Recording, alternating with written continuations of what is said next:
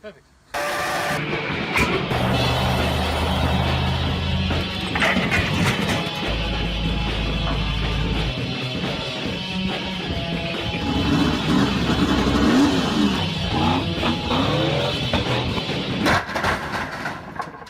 Perfect.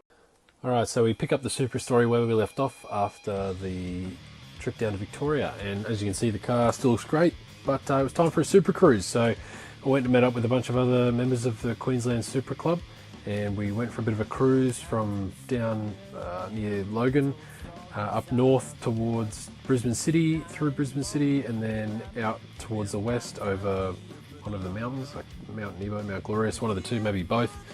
As you can see here, some pretty wicked Supras parked up. This was at the bottom of the hill before we made our run over. And then, yeah, everyone took off, and in a nice convoy, we rolled over the mountain. We got stopped at some roadworks for a while, so that prompted for some nice rainforest shots while everyone's waiting for the lights to change. And then we came down the other side, and we cruised over to Lake Somerset, and we parked up there to have lunch. Unfortunately, I couldn't stay for the whole time, so me and my passenger Tom took a couple of photos and videos of all the Supras parked up, and then we headed off back to Brisbane.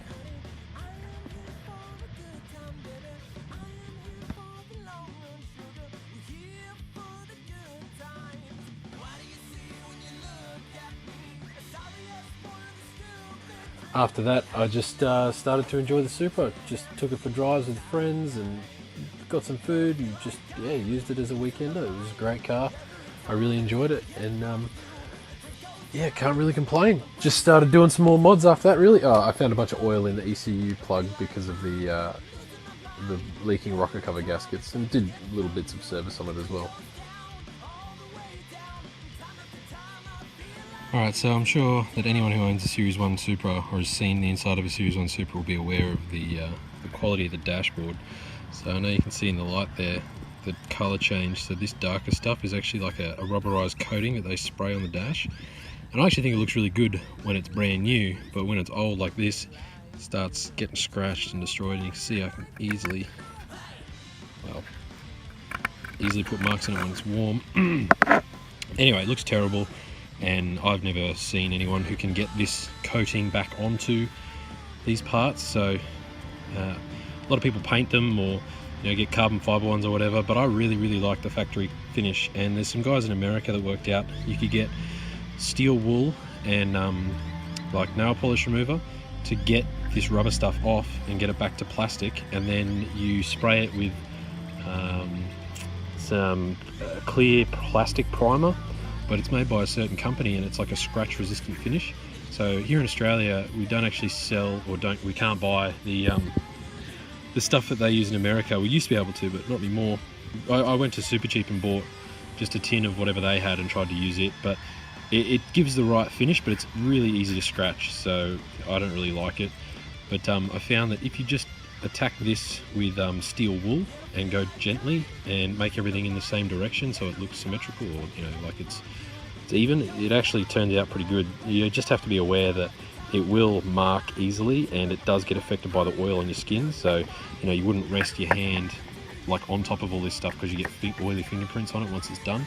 You just use the buttons and try and avoid touching it. So it's not the best option, but it is cheap, and it just takes a bit of time and a bit of care, but it turns out pretty well, I think. So I've already done the rest of my dash, and this is the driver's side piece. So when you remove it, you pretty much have to take the door card off, and then take the armrest off of the door card, and then take this off of the armrest.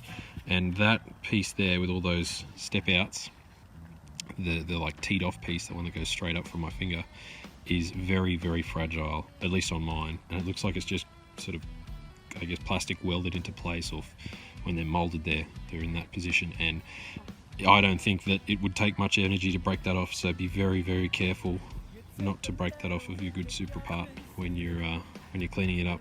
So I'll do a little sample piece and then show you the results, and then I'll do the whole thing and put it back in the car.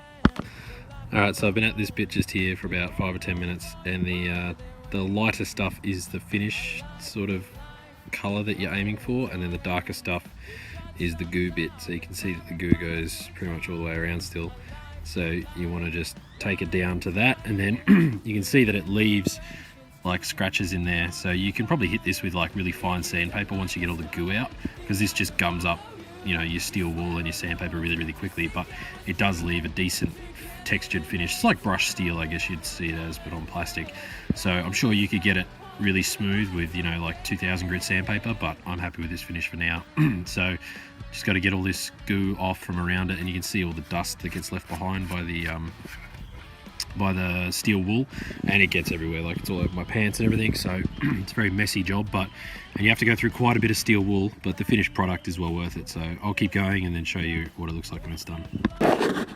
Alright, so I've been at this for about an hour. See, the sun's gone down and I'm pretty happy with it. So still covered in dust, but you can see that it's all sort of a uniform finish now.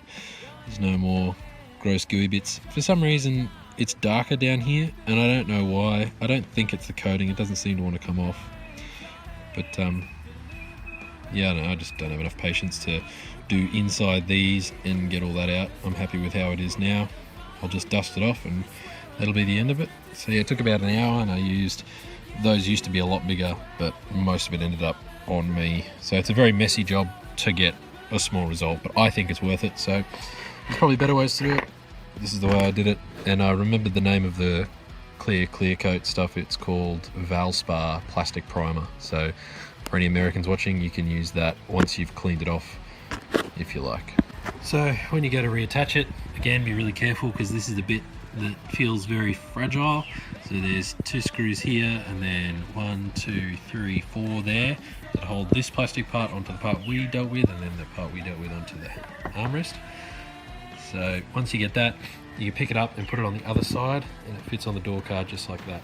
So we'll do that now. And then there's a whole bunch of screws to hold this in place, and then there's 3 screws to hold the window actuator and door lock in place.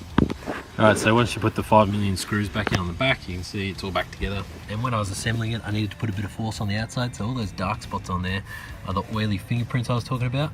So yeah, if you get any of those on there, you just hit it with the steel wool again, and that will come off. But obviously it makes a bit of a mess. It doesn't take that much to get it off, and it doesn't make a huge mess. So I guess it all depends on what you're willing to live with. But I think it looks a lot better than it did.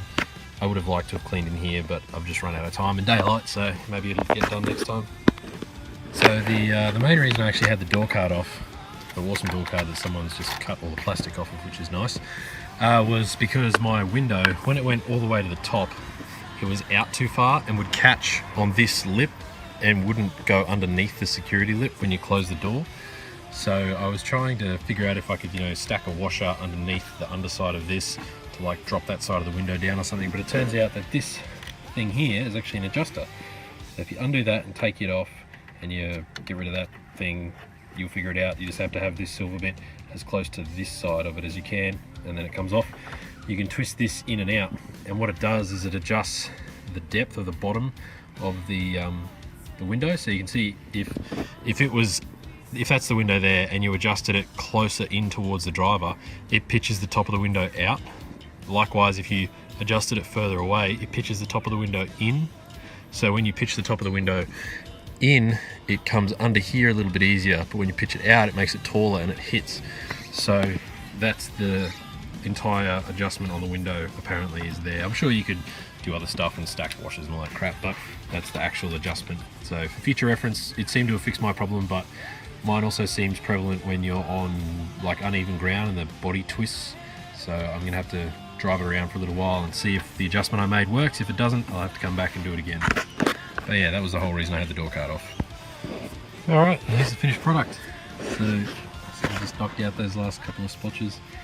Yeah, it's not perfect, but it looks a lot better than it did. So now it matches the rest of the dashboard. Also isn't perfect, but looks okay.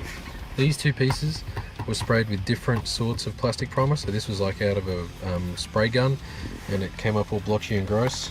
And then this one was out of the Super Cheap Auto can, and you can see it scratches really easily, but it does give a nice even flat finish.